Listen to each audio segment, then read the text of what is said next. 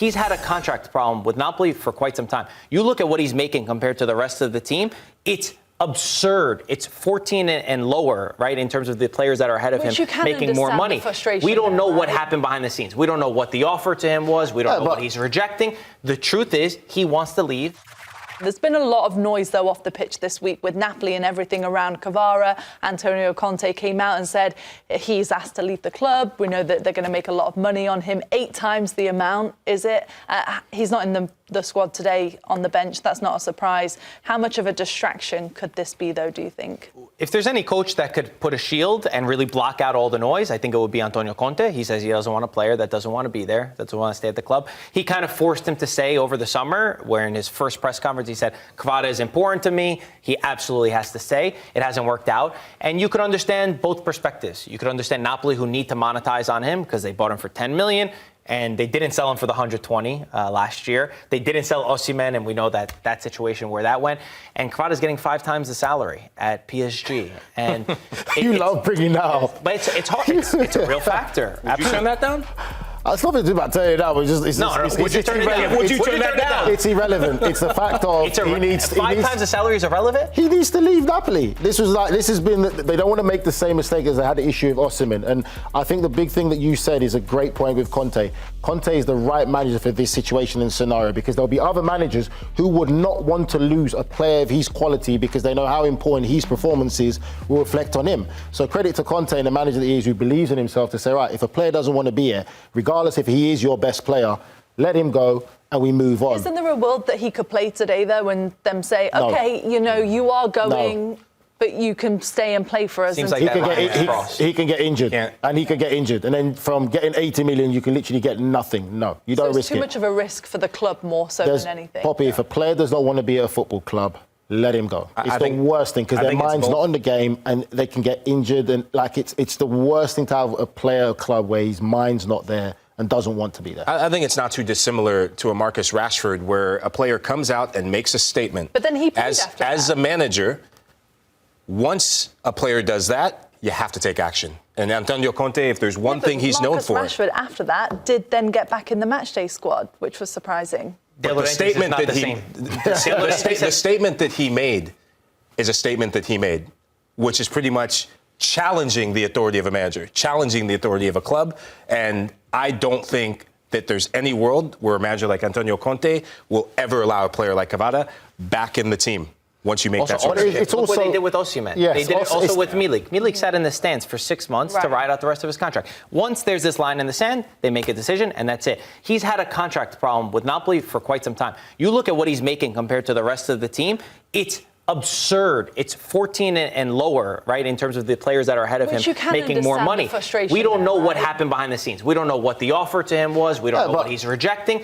The truth is he wants to leave PSG. And I think from Napoli, they're learning from their mistakes. They have to sell now so that they don't lose out on the money. Don't make the same mistake again. And if you can replace him, because I think you can replace him in January, then that's it. That's what the club has to do. They have to do what's best for the team. But we don't know if his move wants to be, it's a motivation, if it's a financial motivation, or it's the fact of he just wants to leave Napoli, because it's not the first time this has happened. And again, like you said, it's learning from the Osimhen situation. You could cash in now, cash in.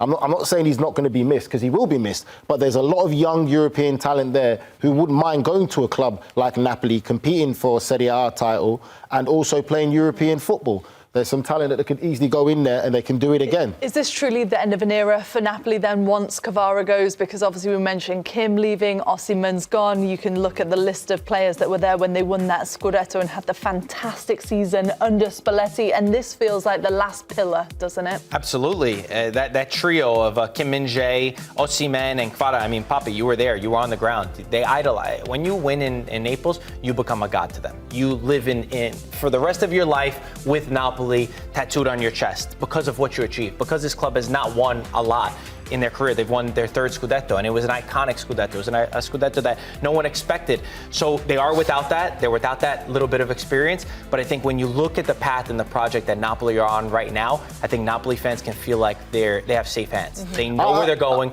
They're competing at the top, and they have a really good coach and a really good director up top, Manna, who's making the right decisions. I'd have to say they've got a good foundation. I won't really be too worried. I just think, okay, Khvicha Kvaratskhelia was, don't laugh at me, Kvaratskhelia was part of something great. No, I was about to say it and you started to laugh. I think he was part of something that was great in Napoli. You're a fan, you could admit to that. I feel that the foundation they've got is great, and I feel that they can continue to do that like they did when they won the league title with Kvaratskhelia and Osimhen and all that. So I feel that the foundation is that. You can stop laughing at me with that. That's the most important thing. You don't want it to be, nobody wanted it to be a one-off. Remember, we had De Laurentiis on here, and the next season they finished in 10th place, and it was a disaster on so many different levels. The fact that they're competing again, the fact that they're pulling on the right strings with some different players in the lineup, they're making new signings that I think we're going to talk about a little bit later on. I think at this point, if Kvara would have left in a different time, Napoli fans would have been more upset. But you look at the future and you say, we're still going to be competitive this year. So he'll still be remembered as an icon in Napoli, even though this transfer is going to happen one way or another. Just replace him. In January, the only thing I want to say is you need to sign a replacement. What about Phillip Billing? Very quickly, him coming in. Do you like that from Bournemouth? His boy, right? Yeah, 28-year-old. No, he's just everyone's my boy because apparently you know the agent. You were trying to get I don't know. He just say something, but anyway. You're the one who said that. I'm not saying anything. Go on, Michael. Go on, Michael.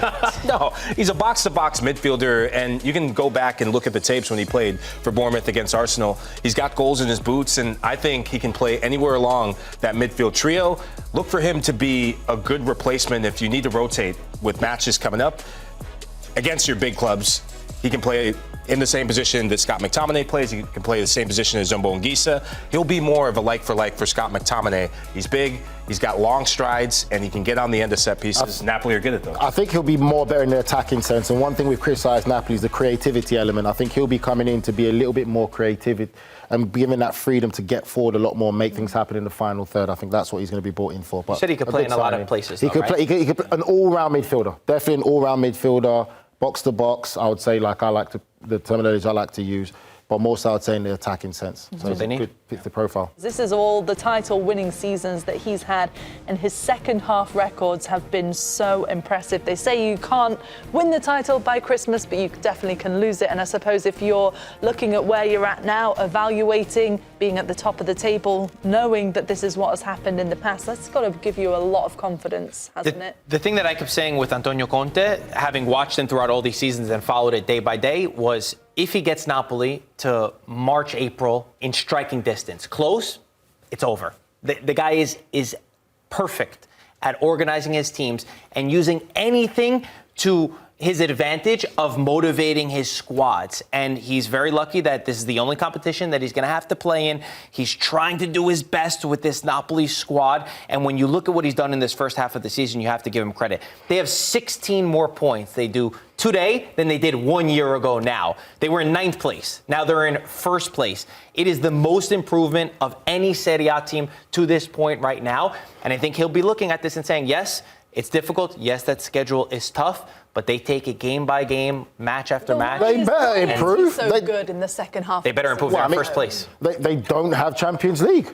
That's a massive advantage compared to competing against Inter Milan and Atalanta. So for them, that's a massive advantage that we have to say that he has compared to the other teams that he's competing against. Yeah, we said it. I just said it. They only have 1 game a week, and that's why he's a master at it. And that's why they got him. That makes a big difference, though, in the title. How can they improve? They're in 1st place.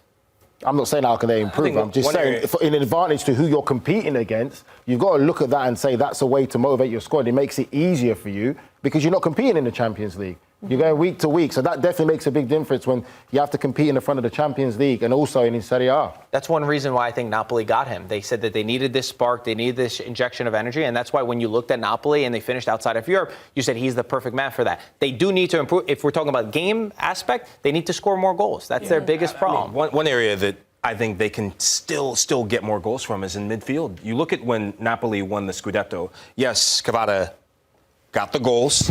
Osimhen got the goals. But it was also in midfield. Zumbo Anguissa getting goals again. I still think he's a player that can get more goals out of midfield. McTominay, there's still a higher ceiling for him to go to get more goals. And if you get Phillip Billing and get him getting goals, hey, But it's also we talk about this all the time, but it's how the manager sets your team up, and he sets them up to be very defensively minded, hard to break down. So it's going to be hard for these players to get goals. We know they can get goals, but Conte does not want to lose football matches. So it's always going to be a defensive standpoint first. If we can nick a goal and protect it, that's what we're going to do. He's working, give credit to him. He's working with what he has. He's working to the best of the players that he has, and they're buying into it. It's not great to watch. It's not palatable all the time. But he's creating that winning mentality. Nigel, when you think about it, because I think it was Grella that was saying a lot of the time now we see so many clubs out there that are saying, well, it's about the project. It's about the next couple of years. Conte seems like the coach, a bit like Conte Sal came in and said, this is what we have and this is how we're going to win games. That's what Conte's done with this team, that he really hasn't had that opportunity to make too many changes. That's his profile, though. That's his profile. If you're trying to do something long-term, he doesn't stay at clubs for typically more than 2-3 years, and it usually ends in some kind of epic drama. You know, he's storming off. He's got problems with players. He's got problems with the he's slaughtering the club. That first season is when you get that injection of energy. Anyone who's followed Antonio Conte should not be surprised with what he's doing to Napoli, because he's done it time and time again. And he just drains you. He pulls everything possible out of his squads to get the most out of him. So it has to be this season. It has to be the first or second year. Otherwise, it probably won't happen. Period.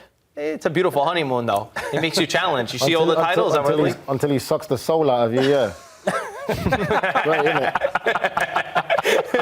What? You just said he drains everything out of you. Yeah, he's sucking the soul out of you, isn't it? You give me everything, that's it. As to your point, Nigel, they've done fantastic defensively. In fact, they could keep a clean sheet for 12 of their 20 matches so far for the first time since 1981. But he says because his midfielders no. Because you even said it as well. Don't try to play me on that one, mate. Because you even said, no, I did. But the Napoli fan on the desk, hold on, the Napoli fan on the desk does still say defensively that they need reinforcement. They're still not that great. But it's easy to look defensively good when you've got your midfielders sitting in front of your defenders and you're a hard block to break down. I just don't want to see. Let's not give it that one.